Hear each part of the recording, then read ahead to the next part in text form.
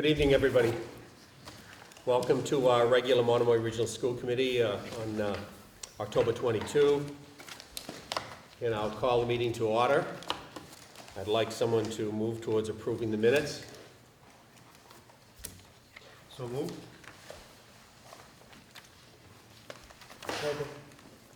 Thank you, Ed. I hear a second. All those in favor of approving the minutes? Aye. I abstain. Due to your absence. Or sunny absence. Very good. It's unanimous. Thank you.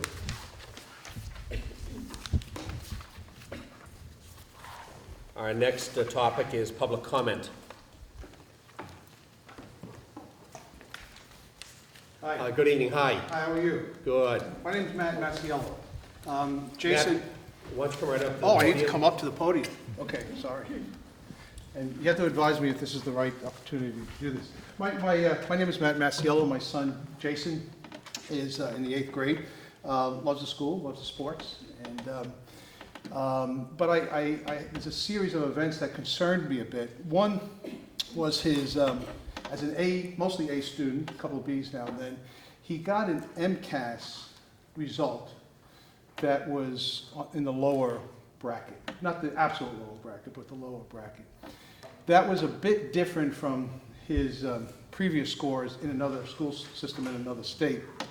So I became a little bit concerned about that. He did dutifully go back to his teacher, as we suggested, and said, you know, this is what happened, what can I do about it?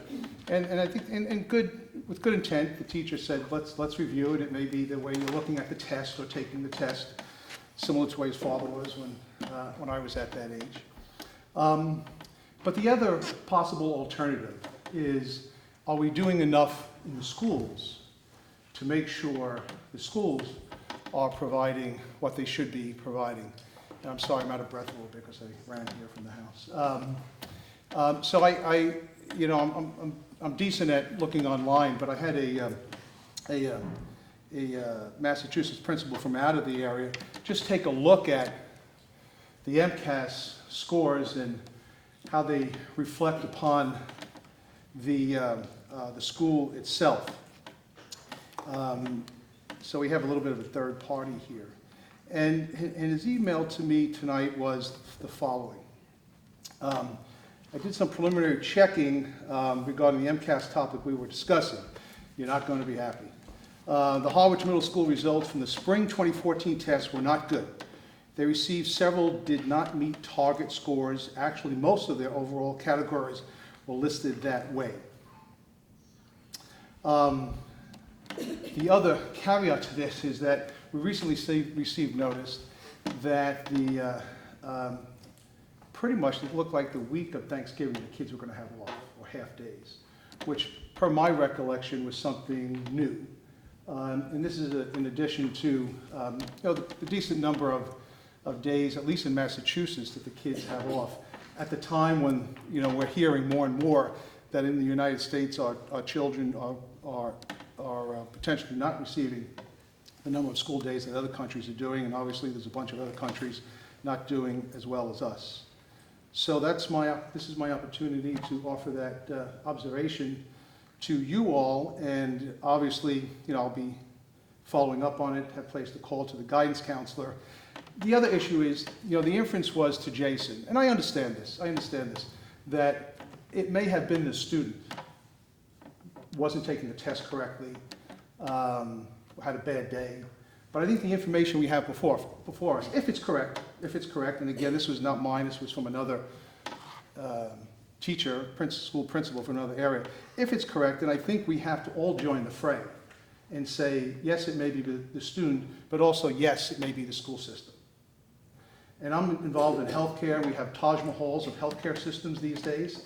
And as we all know, the healthcare system in the United States is really not up to par.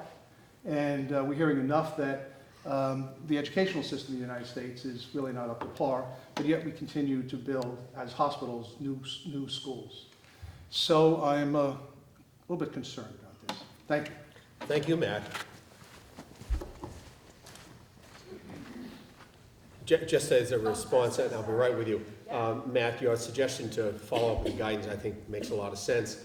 I think it was a couple of weeks ago, our last school committee meeting, we too are cognizant of the 8th grade middle school scores. They were poor, and they signaled, and it wasn't the first year, this has been a trend, although our high school scores end up being substantially solid scores in the MCAS.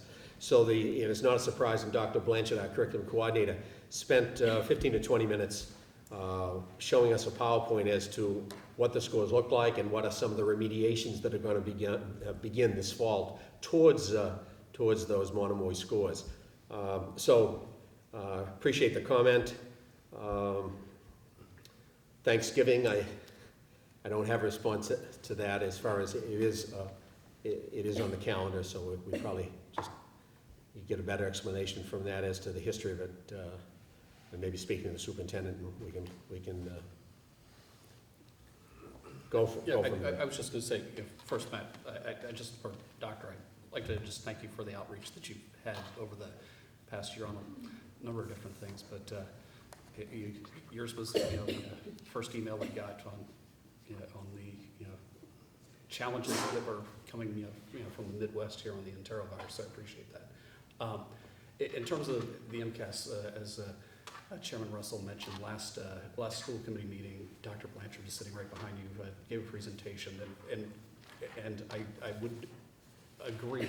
There's maybe maybe particular students struggle, but it was clear that particularly in the middle school that we needed to improve, and that's we very deliberately, when we were doing the slides last week, we're highlighting in red. Here are the spots that that are areas for improvement. I think the positive note there that that at least has been in the MCAS data is that by the 10th grade MCAS, our students are generally catching back up.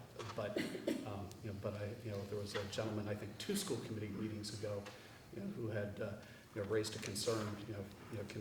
What can we do to not have sort of a lag in the middle years, so that so that we're starting into those that next phase of schooling ahead, not in the hole, but on the Thanksgiving piece, it's complex, and I would actually agree the longer school years would be good, and it's also something that a school committee needs to negotiate with the teachers. At the end of the day, if we had school during that Thanksgiving week, we would still have to have the same number of days. It's still a 180-day calendar year. It just means that the year shortens, and there are things that committees can do when they engage in contract discussions, but it's there's a requirement for 180 school days in Massachusetts, and that's what most school districts' calendars are based around, and which days you have off. Ultimately, it doesn't matter. It's just what's the total aggregate. If I can respond to that? Sure. Yeah, thank you for the response. As you mentioned contracts, we're mentioning unions. We know in Massachusetts and in other states that is a significant issue. And I personally had a challenging issue last year with a teacher. And it took me 2 or 3 months to resolve. And clearly this teacher was not up to par, clearly. But the teacher is still in the system. We have the same issue with hospitals and physicians, so I'm not picking on teachers, the great profession of teachers by any means, but it's not ultimately going to be resolved until we're able to bring the best teachers to this community and keep them. There are some parents that are not convinced that we have the best teachers, and last year for me, I became absolutely convinced of that.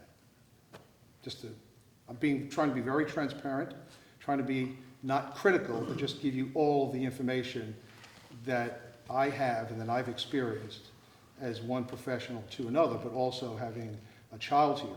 As a parent, I do not want to wait a year, and I don't want any other parents to wait a year until they get into high school, into another setting. There are things I know we could do tomorrow, and we need to do them together because we do have an issue. It's a significant issue, I feel, as a parent. And we need to do it together with parents and teachers and union and boards. And we need to do it, quite frankly, tomorrow. Thank you. Thank you. Sorry, thank you, Doctor. Thank you. Public comment. Yes, thank you. In the interest of time, I have notes. Good evening. My name is Amy Middleton. My husband, John Lipinski, and I have 3 boys in the Monomoy Regional School District. Trey is in kindergarten, Christian is in 5th grade, and Jan is in 8th grade. So we've covered all our bases. We have been avid supporters of your schools. We've been both pleased and proud with the education that we feel our boys have received.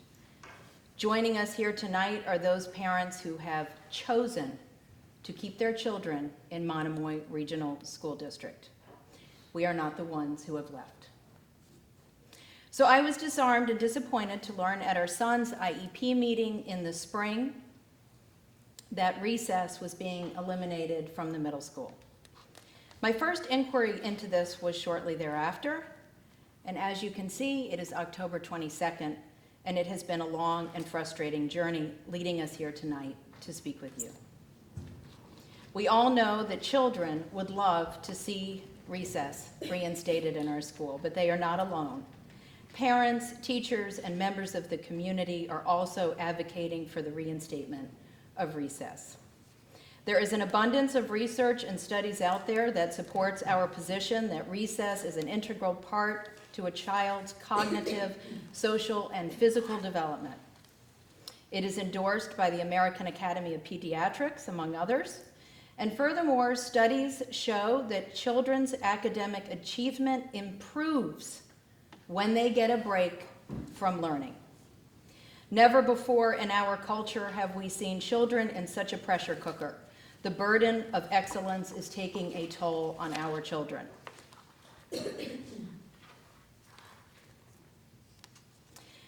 The schools that I have come to love and admire over the years would have looked at the pressures and demands that these children are under and would have carefully carved out mandatory unstructured playtime for them. Don't all of you, from time to time in your work, need a break? It is our hope that together we can be creative and collaborate with one another towards a solution that would mean a scheduled, unstructured break in the school day. A recess, by any other name, is not recess. Fresh air, school sports, open gym, and PE are great, but they are not substitutes for recess. We are asking that you please help us make this work. These children deserve it. Recess should be a right, not a privilege. Thank you.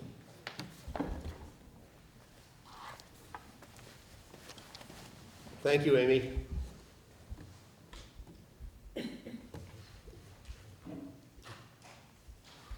Any other comments? I'll just kind of follow up on that real quick, because I know it looks like we have about 1 minute left. Hi. Hi, my name is Jennifer Connors. I'm a mother and a nurse practitioner in cardiology. I have an 11-year-old who's in 6th grade, and I have a 5-year-old who's in kindergarten. I'm speaking on behalf of myself, my husband, who works off Cape and can't be here tonight, as well as Dr. Susan Daly, who is the physician, pediatric physician, who is representing the Monomoy Middle School.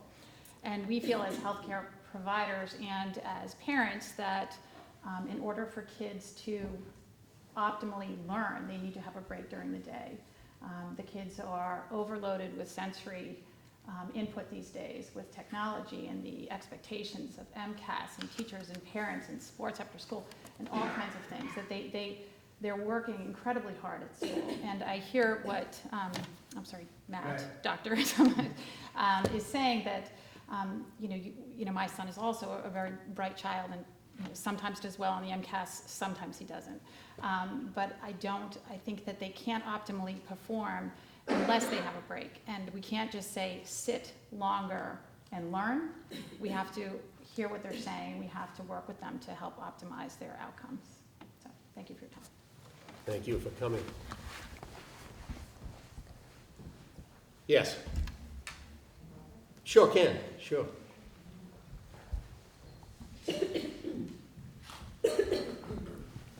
Hi, I'm Christine Sanders. I have two children in the school system, 5th grade and 7th grade. I was not planning on speaking tonight because I was not made aware of this issue until this afternoon. I just learned that our children are allowed to use their cell phones at lunch. They are? It's horrifying. Yes, considering we're trying I'm to kidding. blend the two schools together, I think it's very, very antisocial. So it's highly concerning. And it's I was under the impression there was zero technology allowed in the beginning of the year, and then all of a sudden, here it is. So that's all. Thank you. Okay. Mr. Daniels, would you care to make a comment for the audience? We have been allowing us, please. Mr. Daniels, I want to take this so the camera. Thank you for including me, thank you. We have, Excuse me, Brian Daniels is our principal of the Monomoy Regional School System. we have been allowing students to use devices at lunch and in classrooms with teachers' permission, but not as cell phones. Teachers have been removing phones when they're used for texting or cell phone use. It's a way to bolster the available technology in the school. Here's one. Let's hope that's not one of mine. Touche.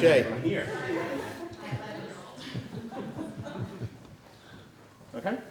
All set? Yeah? I'm sorry, if they do text and they play games at lunch, they do text one another. They- Bullying for one. They, I'm sure that they break those rules like they do any number of other rules, and when we are aware of that, we take action.